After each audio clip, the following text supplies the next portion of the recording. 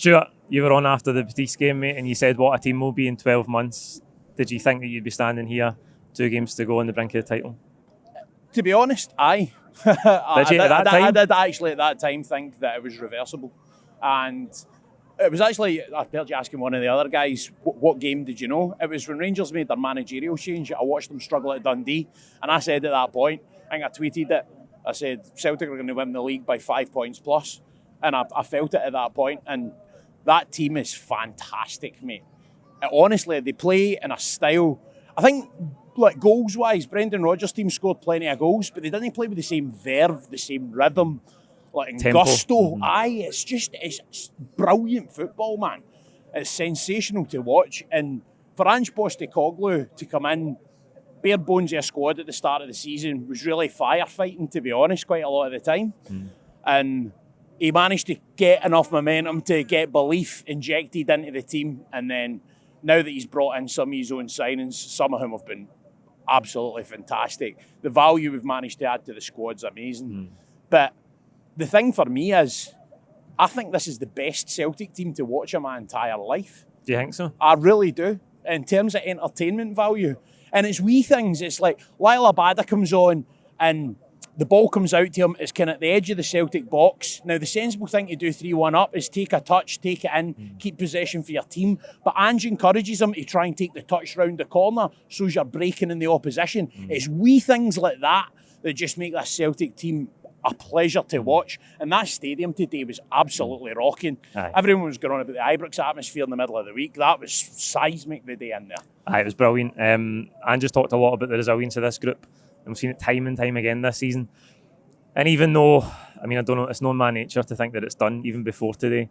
And then we go 1-0 down and Hearts started the game better than us today. There's no doubt about that. We were nervy, I thought. But we respond again and we show the resilience again. Well, do you know, there was a moment after that first goal, my eyes were drawn to Callum McGregor, and I thought, the captain's got this, because he was just like, look lads, come on, let's go, start again. You know, I'm moving the mic away from my mouth. But Callum McGregor's got that thing. He's the tone setter, right? He's the man that if the chips are down, you can rely on him. And I think he's even better than Scott Brown in that regard. I think he's so reliable in those situations where the team's facing adversity. And then you look at the bodies round about him. My personal man of the match today was O'Reilly. I thought he was absolutely outstanding. And I think he's another player that's got development ahead of him. He's going to get even better. And that's what's so exciting about this Celtic team. Look at the players we brought off the bench today. Aye. It's so much quality. I can't remember the Celtic squad. And when you look at where we were after Dom Mackay and all the rest of it at the start of the season, and then now you look at the depth we've got, it's insane. I think we could do a few more bodies at the back, but other than that, like, this squad is absolute quality. One of those signings, you talked about the value that's been brought into the squad. Jota today, I thought, dragged us back into the game. Kyogo makes that run, but Jota drives into the space, takes the game by the scruff of the neck, squares it for Maida to get his level. He's been massive, and do you think he's a player that's going to stay? I hope he is. But actually, of him and Cameron Carter-Vickers, I think the more vital of the two would be CCV. But we've got the money now, so we've got to get them both in it. Aye, that's it. But that's the thing. Now what you want to see is I don't think we need to go and spend crazy amounts of money, but you want to see Celtic continue to build on that squad, not rest on their laurels. We've paid the price with conceding the chance of 10 in a row by thinking that we had enough there.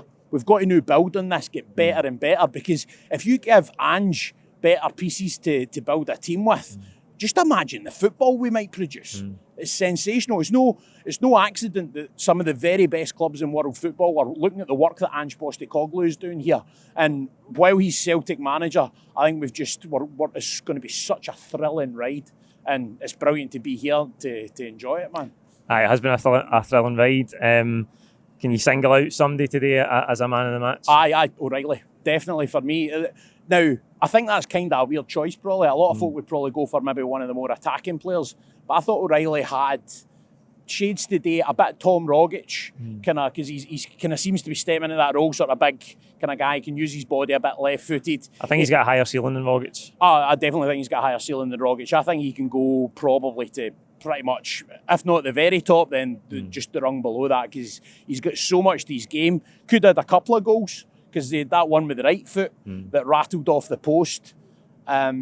I think today what he showed me is he can play sort of different midfield roles. I think his confidence to roam and take up different positions as well.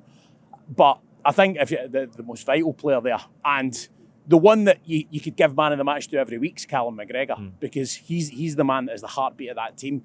In terms of a signing that I would pick out, just to kind of take it in a slightly different direction, it's Cameron Carter-Vickers and Joe Hart for me, because it was the back line that you were looking at and really worrying about. Absolutely. And I think the two of them have been absolutely sensational. And it was great to see at the end how much it meant to a player like Joe Hart, who's played at the very top of the game. Aye. You saw what that meant to him when he Brilliant. went over to the North Curve. His attitude's been absolutely faultless this season. It has. And bringing in a player of that experience, composure, that's something that transmits just to the rest of the squad. If you bring in a character like that into the dressing room, that can have a transformative effect in some of the other bodies there. And we've seen that, and it's been brilliant.